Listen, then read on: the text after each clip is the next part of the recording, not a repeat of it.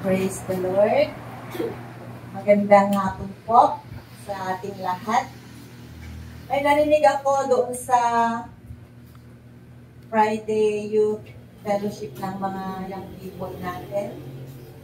Nang sabi, pag may fellowship sila, kukunin yung exam sa maririnig sa linggo. Delikado kayo kasi ating topic tayo na gado. Okay.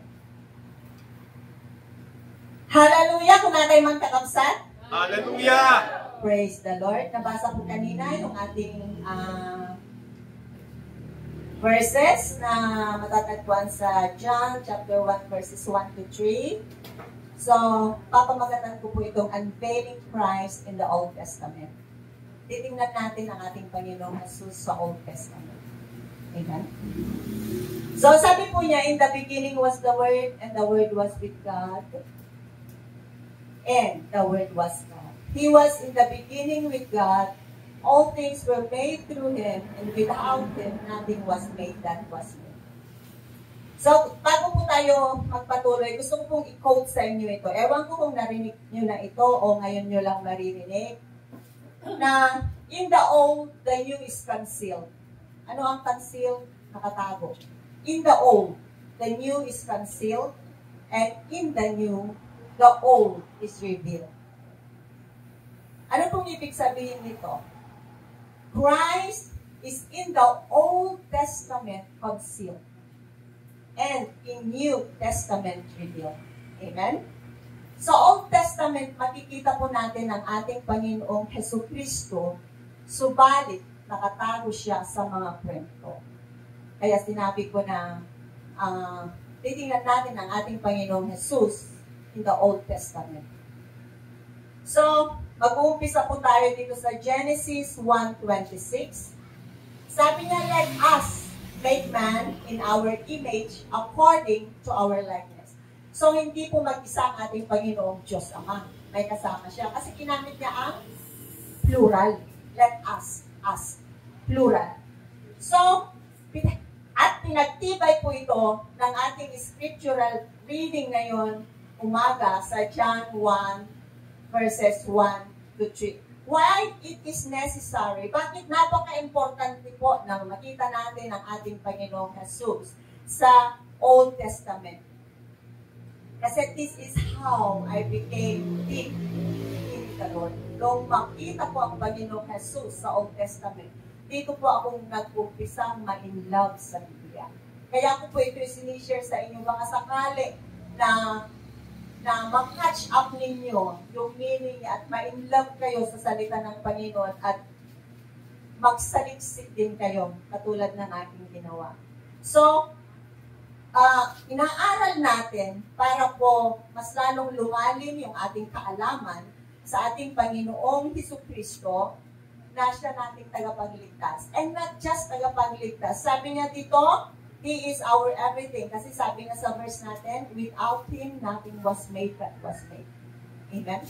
Kung wala ang Panginoong Jesus, walang naganap na creation.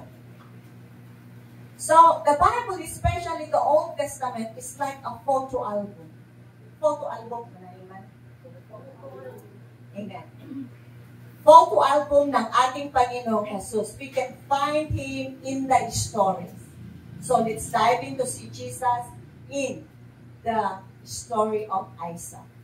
Sabi nga sa Genesis 22 verse 2, Then God said to Abraham, Take now your son, your only son whom you love, and go to the land of Moriah, and offer him there as a burnt offering of one of the mountain of which I shall tell you.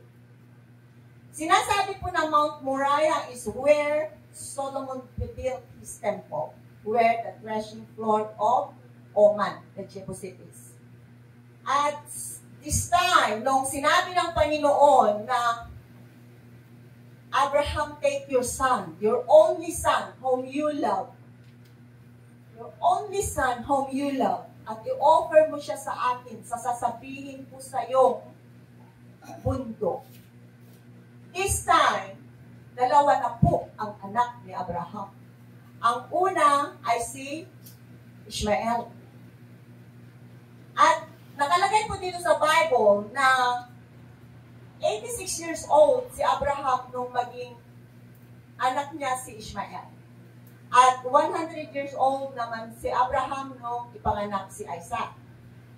So it means to say, may 14 years na gap. 14 years na si Ishmael noong ipanganak si Isaac. Pero bakit sinabi ng ating Panginoong Diyos Ama na take your son, your only son, the son whom you love, when he has two sons? Bakit? Hindi ba mahal ni Abraham si Ishmael? Kung babasahin po natin ang Bible, makikita po natin na mahal ni Abraham si Ishmael. Dahil noong nangusap ang Panginoong Diyos Ama kay Abraham sa Genesis 17:15, sabi niya dito, then God said to Abraham, as for Sarai, your wife, you shall not call her name Sarai, but Sarah shall be her name. Bakit ba kailangan palitan? Because Sarai means my princess. My princess. Pag sinabing my princess, your personal belongings. Tama ba? Pag sinabing my wife, bakit mo lang? Sabi na dito, my princess. At pag Sarah, pinalitan ng H yung I, means princess of many nations. Magiging princess siya ng maraming nasyon. And if we go deeper, sinasabi po nila na H is a hey, the grace of God. So God put the grace of God in the name of Sarah to receive the grace of God, to receive Isaac. So dito, sabi niya, then God said to Abraham, as for Sarah, your wife, you shall not call her name Sarai, but Sarah shall be her name. And I will bless her, and also give you a son by her. Then I will bless her, and she shall be a mother of nations. Kings of peoples shall be from her. Kings of peoples. Ibig sabihin, maraming. Then Abraham fell on his face and laughed, and said in his heart, shall a child be born to a man who is 100 years old? And shall Sarah, who is 90 years old, bear a child? Tumawa siya nung sinabi ng Panginoon na magkakaanak kayo ni Sarah. Tumawa siya, deep in her heart. So ano kung nakikita natin dito sa action na Abraham? Doubt. Unbelief. And Abraham said to God, oh, that Ishmael might live before you. Sinabi ko ng Panginoon, nung sinabi ng Panginoon sa kanya na magkakaanak kayo ni Sarah. Sa isip niya, sa puso niya, ako, 100 years old, magkakaanak ka? Tumatawa siya sa kalooban. At si Sarah, 90 years old. Magbubuntis pa siya. So, Abraham said to God, oh, that Ishmael might live before you. Kumbaga sinabi niya, Lord, matanda na kami ni Sarah. Wala na pong pag-asa. Consider Ishmael. Si Ishmael na lang po, Panginoong Diyos. So, dito makikita na Abraham loved Ishmael. Bakit? Because dito, it's picture of us, si Abraham. Lord, wag na lang po ako, yung aking anak na lang. Lord, wag, kahit wala na sa akin, kahit wag mo na akong i-bless, i-bless mo lang ang aking anak. Tama, mga nanay? So, makikita dito na Abraham loves Ishmael. Then God said, no, Sarah, your wife, shall bear you a son, and you shall call his name Isaac. Ang pangalan ng kanyang anak ay laughter.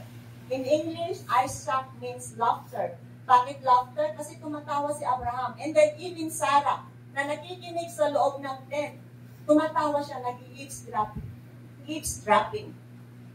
Nakikinig sa salita, pag-uusap ng asawa niya at ng Panginoon, at tumatawa siya sa loob ng tent. Ako, matanda na, 90 years old, magkakaanak pa ang nasa kalooban ni Sarah. So, dito makikita natin na Sarah, your wife, shall bear you a son, and you shall call his name Isaac, laughter. I will establish my covenant with him and with his descendants after him. Wow, alam niyo po, nabibless ako pag nababasa ko ito. Sabi niya, I will establish my covenant with him for an everlasting covenant and with his descendants after him. Dito makikita natin na hindi pa ipinapanganak si Isaac, may magaganda ng plano ang Panginoong Diyos sa kanya. At ang kanyang buong magiging angkan. From generation to generation to generation, everlasting generation. Amen? Sabi niya dito, and I will establish my covenant with it for an everlasting. Pag sinabing everlasting, walang katapusan. Amen?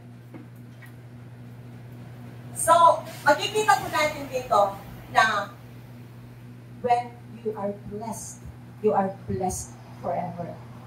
Amen? Pag blessed ka ng Panginoon, walang bawian. Kahit ang Panginoon, hindi niya yan babawiin sa'yo. Amen? Maybe one day pag-aaralan natin yun. And how to be in the lineage of Abraham, Isaac, and Jacob. Paano tayo magiging nandun sa linyang yun para tayo ma-bless through the generation with everlasting blessings. The just shall live by faith. Ano ba ang ibig sabihin ng just? Morally right. By faith, not works. Two different things. You are morally right by works or you are morally right by faith. The just shall live by faith. Are you walking in faith, church? Amen? So dito po, may makikita po tayong dalawa na bagay na matututunan dito sa katauhan ng dalawang anak ni Abraham. Una, God is not impressed who you are, kung sino ang magulang mo, kung ipinanganak kang American, kung ipinanganak kang Canadian, kung ipinanganak kang Australian, or you had 40 cars, or ipinanganak kang napakayaman. God is not impressed about it. Why? Because in the eyes of God, there are only three groups of people in this world. May tatlo lang po na grupo ang tao dito sa mundo na nakikita ng ating Panginoon. So, ano po itong mga tao ito?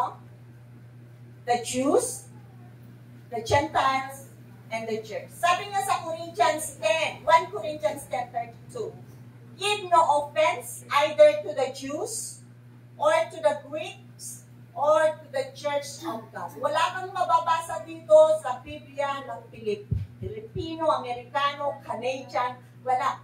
Because in the eyes of God, there are only three groups of people. At saan tayo doon? We are the church of God. Tatlo sinabi ko, Jews, they are God's chosen people, the Israelites. Gentiles, non-Jews. Tayo, we are Gentiles. American, they are Gentiles. Canadian, they are Gentiles. And then the third one is the church. This is the group of people na pinili ng Panginoon, yung mga tumanggap sa Panginoong Jesus bilang kanilang tagapagligtas. Amen po? You belong to the church. The church is the one na magiging bride ng Panginoon natin pag siya'y dumating. Amen? So dito makikita, ang importante sa Panginoong Diyos Ama is our spiritual birth. That's why we need to be born again. Amen? Kasi sinabi niya dito na sa John 3:6 na that is which is born of flesh. We are born flesh. And what is born of the Spirit is Spirit. That's why you need to be born again. And you need to be baptized with the Holy Spirit. Amen po? Ishmael was produced by self-effort. Those who have ears, they hear. Ang mga may tenga, makinig. Ishmael was produced by self-effort. Isaac, in other hand, was produced by God's grace. Abraham was 100 years old. How to perform? Sarah was barren. Si Sarah, nung bata pa siya ay baog. Ngayon, menopause na siya. Mas lalo siyang baon. Paano siya mabubuntis? By God's grace. Isaac. Okay. Amen? Number 2, pinapakita po dito ng ating Panginoong Diyos Ama ang John 3:16. The heart of God is John 3:16. For God so loved the world that He gave His only begotten Son, that whosoever believes in Him shall not perish but have everlasting life. Amen po? Alam niyo po, pag i-note ninyo itong John 3:16, and then you feel the burning in your heart, you get a revelation from this person. Sabi nga dito, ang Panginoong Diyos Ama ang totoong nagbigay ng kanyang kaisa-isang anak, pinakamamahal na anak, at pag nakita ito ng ating spiritual na mata, masasabi natin, thank you, Father God, now I know you love me because you did not withhold your Son, your only Son, whom you love for me. Amen? Jesus became the burnt offering. The Lamb is slain before the foundation of the world. Sabi niya doon sa Revelation 13:8. Sabi niya, the Lamb slain before the foundation of the world. Bago pa umpisahan ang creation, the Lamb was slain for us. Amen? Ngayon, babalik po tayo sa kay Isaac. Sa Genesis 22:15, then the angel of the Lord called Abraham a second time out of heaven. Ang una ay nung sinabi niya na Abraham, huwag mong saktan ng bata. Kung sasaktan niya ng bata.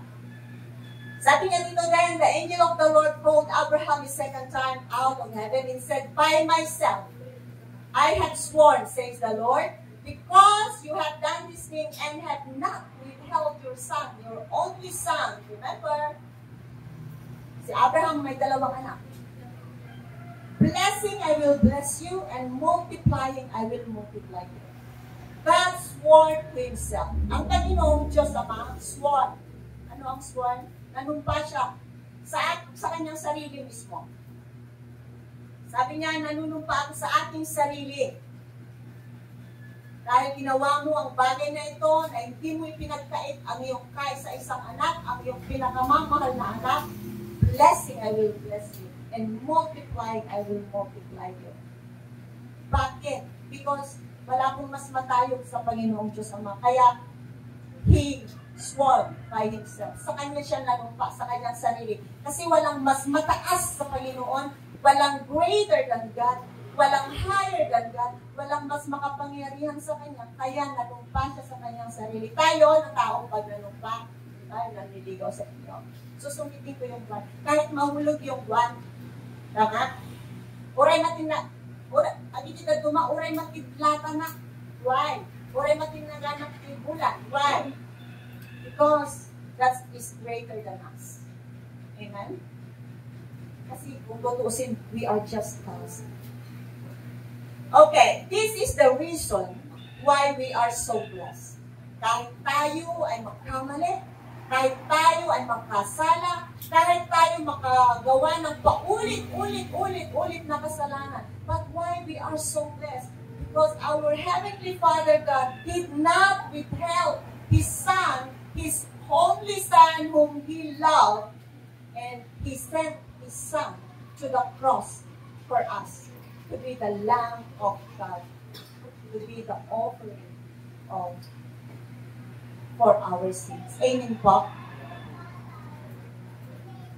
Yun po ang rason bakit we are so blessed. Not because of our good works. Bakit? Kasi sometimes yung good works natin, merong intensyon. Limbawa, mabait ka sa isang tao. Bakit? Kasi mahal mo siya. Bakit mabait ka sa isang tao? Kasi mabait din siya sa iyo. Bakit mabait ka sa isang tao? Because there is hidden. May nakatago na kumbaga nito, motibo. Pero dito ang Panginoon, He is good to us. Perfectly good, pure good. No hidden agenda. Mahal ka ng Panginoon kahit nung ikaw ay nandun sa ilalim ng kasalanan. He came to get you out of that sin. Amen po? Amen. So, sabi niya dito, Sa verse 19, so Abraham returned to his young men. Pabalik po tayo And they rose and went together to Beersheba, and Abraham dwelt at Beersheba. Now, my question is, sa mga nakakaalam ng kwento, nung inialay si Isaac, hindi natuloy ang pag-aalay kay Isaac dahil merong ram. Ano ang ram? Male sheep, yung malaki, yung mature na sheep na ang ano niya, ganyan. Dito na naibalod-balod yung kanyang sungay, bakit sa sungay? Because nung una, you cannot offer a lamb or a ram or anything with a blemish or a basit na sugat. Hindi pwedeng i-offer. That speaks of our Lord Jesus Christ, a perfect offering. Amen? Amen? So, my question, where was Isaac? Sabi niya dito, so Abraham returned to his young men. Dapat kasama niya si Isaac. Sana sinabi niya na, so Abraham and Isaac returned to his young men. Kahit basahin niyo sa Biblia ninyo. Hindi bumalik si Isaac na kasama si Abraham.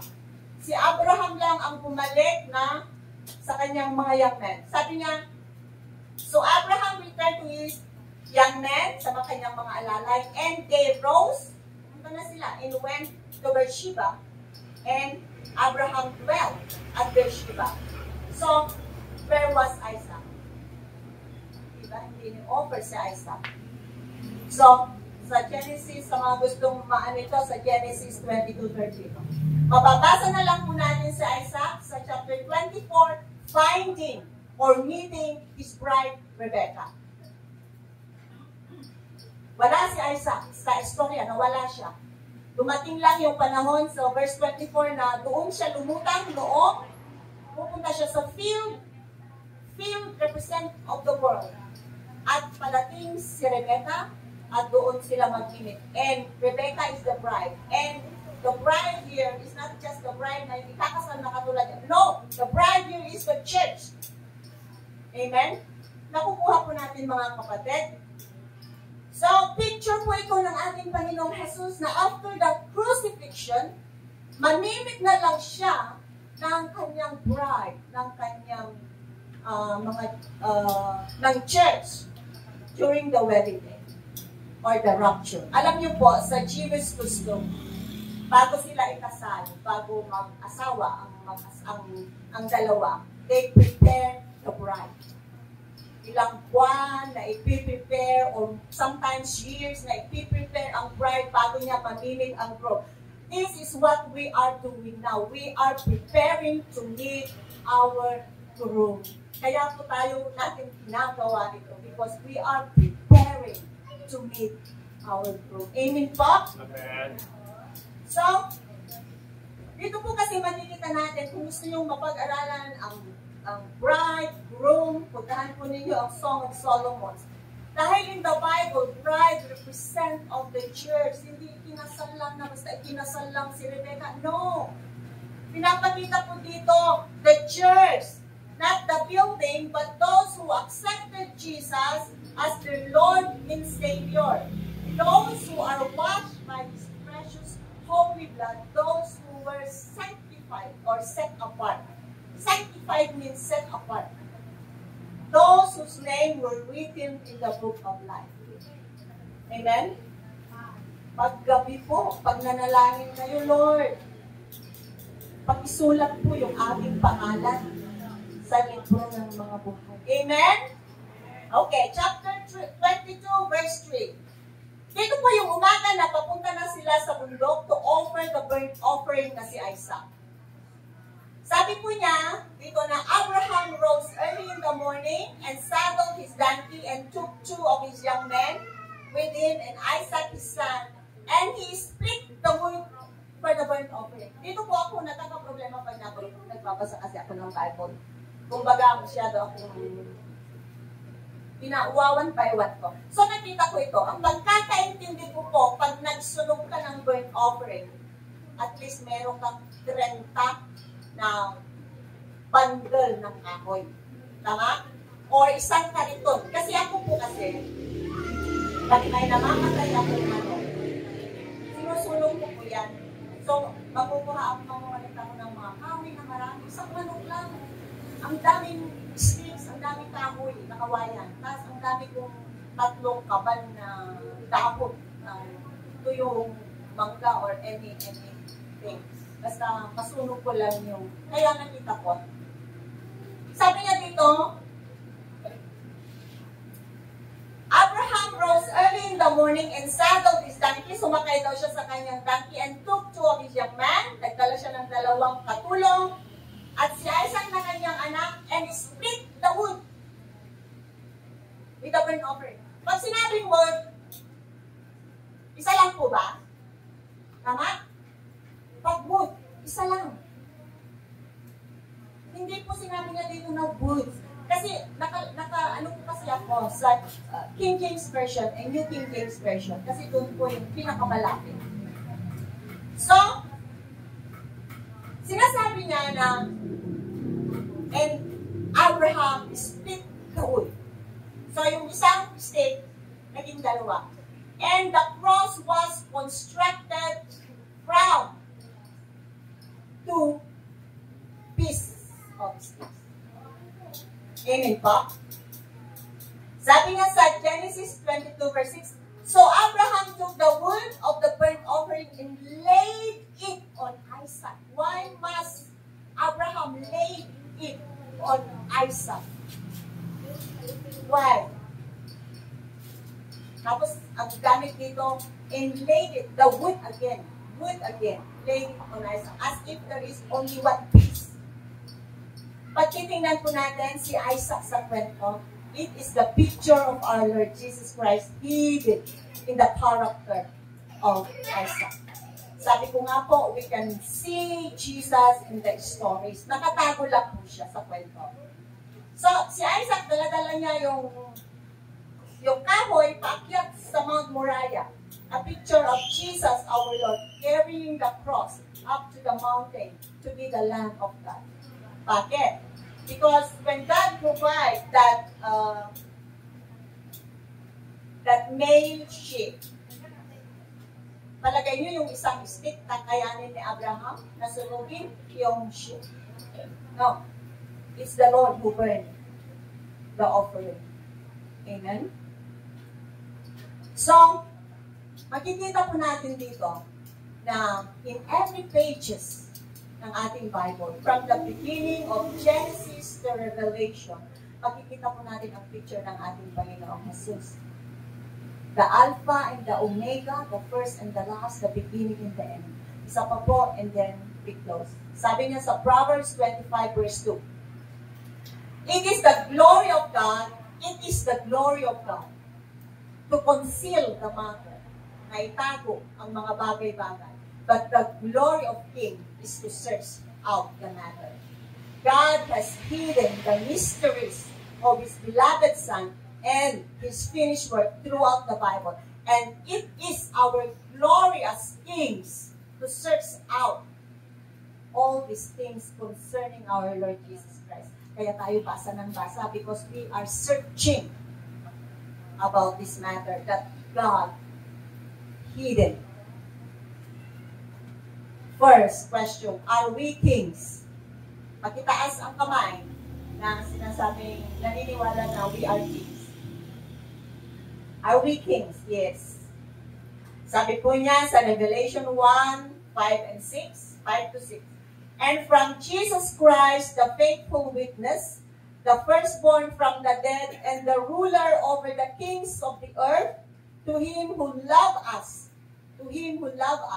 and washed us from our sins in His own blood. He is the one who washes our sins, not us. So don't try to wash yourself. Amen? Pag ikaw may kasalanan, lumapit ka sa Panginoon and He will wash you. You cannot wash your own self. The Lord will wash you. Sabi nga to Him who loved us, dahil, bakit kanya hinugasan? Because He loves you. Amen? To Him who loved us and washed us from our sins in His own blood, and He's made us kings and priests to His is God and Father. To Him be glory and dominion forever and ever. Amen? That's why your word carry power. Kaya kung ikaw ay isang Kristiyano at ipinalangin mo ang isang may sakit, gumagaling. Yung may sakit, why? Because your word has power. Because you are king, you are priest. Noong unang panahon, sa Biblia, only priest, only king has power. Nababasa po natin ito. Ang mga commoner o yung mga servants, no power. Only the kings and the priests. I'm talking about the Old Testament. So now, if you are king, if you are priest, why live a life of defeat? At sabi nga, I am king. I am priest. Because you are king. You are priest. At pag kayo po ay nagdadoubt, always remember this. I am a king of God. I am the priest of God. My word has power. Pag may gusto kayong ipanalangin, remember, you are the king. You are the priest of God. And your power, your word carry power. Not because you have power, but because the Lord is with you. Amen po? Sabi niya, dito, last one. During the children of Israel journeyed in the wilderness, the Bible tells us that the soul of the people became very discouraged. And they began to murmur and complain against God and His appointed leader Moses. Sila ay nagrereklamo kay Moses. Bakit mo kami dinala dito sa lugar na ito? Why did you brought us up out of Egypt to die in the wilderness? For there is no food, no water, and our soul loathes this worthless bread. Tinawag nilang makapasuya yung mana na kanilang pinakain. They supposed to be thankful. They supposed to be grateful dahil God delivered them from that life of slavery. Tama? Inalis sila ng Panginoon sa pagiging slaves, pagiging alipin. Ano unang panahon, ang alipin hindi yung katulong na katulad natin dito ngayon, na mas marami pang tulong sa iyo. Hindi. During those time, ang slave ay slave. Kung 24/7 kang magtrabaho, 24/7 kang magtrabaho na walang pinakain. So, they're supposed to be very thankful because God protected them from Pharaoh's army through the fire, through the clouds, and parted the Red Sea. Hinati ng Panginoon yung sea para makadaan sila sa dry land. Sabi niya doon na the Lord parted the sea at dumaan sila sa dry land. Kumbaga, dapat basa, pero hindi. So, instead of being grateful, instead of being thankful, they complain and even refer to the manna from heaven as useless bread or worthless bread. Alam niyo po, sabi sa Psalm 78:24-25, ang manna ay parang ulan. Bumababa tuwing umaga sa lupa. At sinabi niya doon na that food is a food of angels' food. The manna is a food of angels' food. And that keeps them away from sickness and diseases. Nung kumakain sila ng manna, hindi sila nagkakasakit. Hindi sila namamatay. So, last one. So, every day, bumababa mula sa langit ang manna. They just collect it and consume it for that day. Bawal tago dahil masisira. Alam niyo po ba na it speaks of our Lord Jesus Christ in our time. He is our true manna from heaven. Sinabi nga sa Bible na Jesus is the bread of life. Sabi niya, I am. Sabi ito ng salita ito ng ating Panginoon. Panginoong Jesus. I am the bread of life. Whoever comes to me will never be hungry. Whoever believes in me will never be thirsty. At sabi niya sa John 7:38, whoever believes in me, as the scripture has said, rivers of living water will flow from within them. Ibig sabihin, there is refreshing water comes from within. Hindi ka basta-basta natitinag, hindi ka basta-basta nang aapektuhan ng kahit anong mangyari sa buhay mo. Hindi ka basta-basta, kumbaga hindi ka basta-basta naapektuhan. So, ngayon po sa buhay natin, each morning, we need to open up our Bible. We need to read. Kasi pag sinabing we need to open up the Bible, hindi naman kailangan basahin mo yung isang chapter. Take one verse and then meditate that one verse.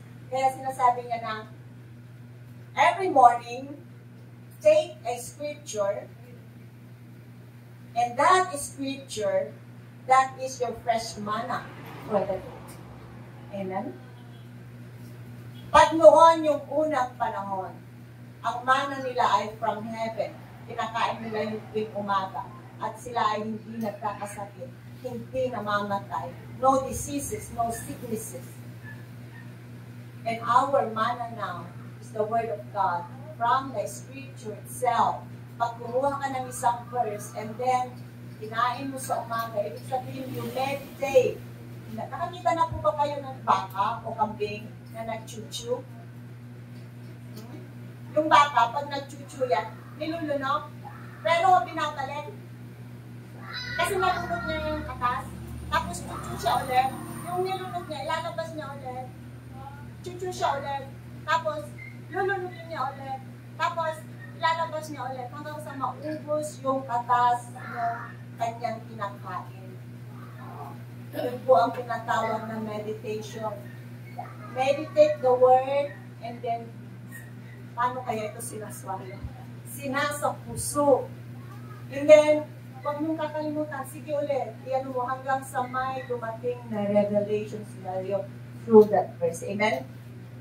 Kasi sinasabi po niya na mana, the first revelation concerning our Lord Jesus Christ. This is our mana that keeps us healthy, keeps us happy, it gives us joy, wisdom, satisfaction. And this will keep us away from sicknesses and diseases in this present life. Wala na pong mana sa Old Testament na uulan. Nandito na po sa libro ito. Take one verse and meditate each day. Kasi ako po, because Jesus is the mana now in our life. Siguro sa inyo, mayroon kayong mga verse sa buhay. Ang verse ko po sa buhay is John 20:29. Yung sinabi niya doon na Thomas, you believe because you have seen. Blessed are those who have not seen and yet believe. Alam niyo po yung verse na yun, doon sa bahay ko sa Singapore, dahil hindi ko siya naintindihan. Wala akong alam sa Biblia noon. Wala akong naintindihan. Nagsulat ako sa maraming papel. Sinulat ko dyan sa mga dingding kung saan ako nag-toothbrush, kung ako naliligo, kung saan ako matutulog, sa ulunan ko, sa paanan ko, sa tagiliran ko, pagiliran ko. Nakatingin na akong ganyan. One verse. Nandun lang yun. 1 year. Nandun yun, nakinugot ko. Then, binuksan ng Panginoon yung mata ko. Tinanggal niya yung scale, yung mata ko. Doon po nag-umpisa na makilala ko ang Panginoon with deeper, with intimate relation. Amen? Dahil ang Biblia po natin ay para siyang balloon. Meron siyang tubig sa ibabaw, pero may mas malalim pa. And then habang tinatalkal mo yun, para siyang mina. Alam niyo po, lahat ng precious stones nakatago. Tama? Saan nakatago ang amethyst? Sa mga kuweba. Saan nakatago ang diamond? Sa mga ilalim ng lupa. Ang gold. Ganun po ang salita ng ating Panginoon. Kaya sinabi niya dito na it is the glory of God to conceal the matter, but the glory of kings deserves out another. Amen? Yun na po. And God bless you. Sana po merong naiwan sa atin concerning our Lord Jesus Christ in the story of Isaac. Hallelujah. Tumayo po tayo at kantahin po natin ang For God So Loved the World. Bibigay ko kay Pastor.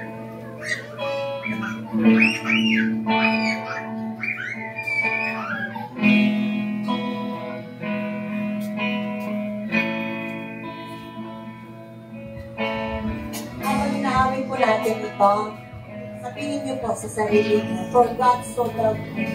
Amen? Because the one here is you and me. Amen po?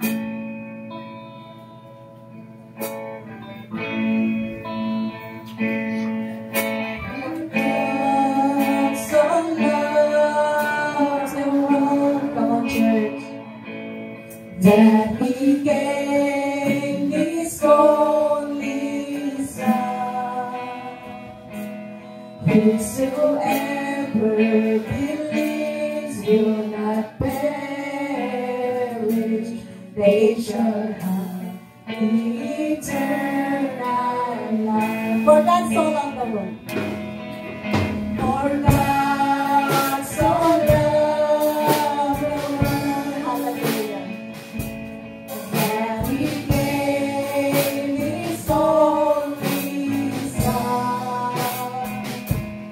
Whosoever believes will not perish, they shall have eternal life. Shall hold to the shall hold to God alone, For His love. for His love has salvation. For His love has set me free. For God. For God so loved the world, yes, Lord, thank you, Jesus, that He gave His only Son. Whosoever believes will not perish, they shall have eternal life. Shall wait upon the Lord. I shall wait upon the Lord. I shall wait upon His word. By His grace I am redeemed. By His grace I am redeemed. For God so loved the world. For God so loved the world, that He gave His only Son. Whosoever believes will not perish, they shall have eternal life. Hallelujah. Hallelujah. Father, salamat po sa iyong anak, aming Panginoong Hesus, na siyang ipinagkaloob po sa amin bilang regalo at upang tumubos sa aming mga kasalanan. Thank you for all the sacrifices of Jesus na kanyang ginawa. He took our place at siya ang namatay. Siya ang nagsakripisyo para sa amin. Hayaan po ninyo, Panginoon, na sa mga panahong ito, ang iyong banal na Espiritu ang siyang patuloy na tumulong gumabay sa bawat isa sa amin.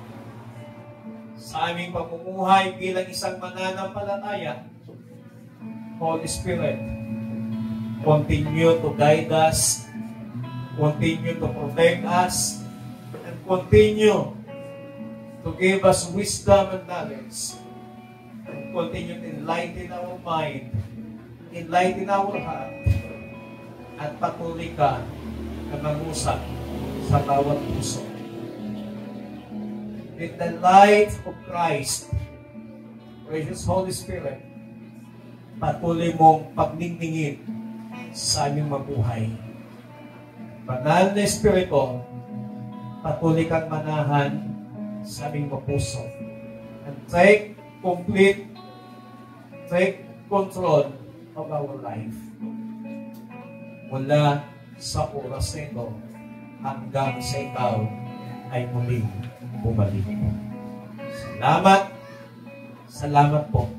Ito ang aming panalangin sa matagis na pangalan ng aming Panginoong Hesus. Amen. Palapakan po natin ang Panginoon.